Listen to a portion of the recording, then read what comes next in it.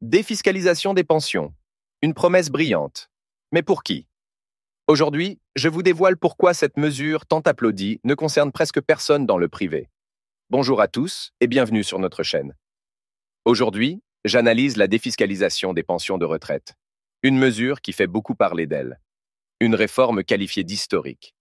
Mais qu'en est-il réellement? Si vous êtes retraité du secteur privé, préparez-vous à être déçu. Cette défiscalisation, prévue en deux phases, 50% en 2025 et totale en 2026, semble avantager les retraités du public, affiliés à la CMR ou au RCAR. Ces régimes offrent souvent des pensions supérieures à 11 000 dirhams, le seuil pour profiter de cette mesure. Pour les affiliés à la CNSS, la majorité des pensions ne dépasse pas ce seuil.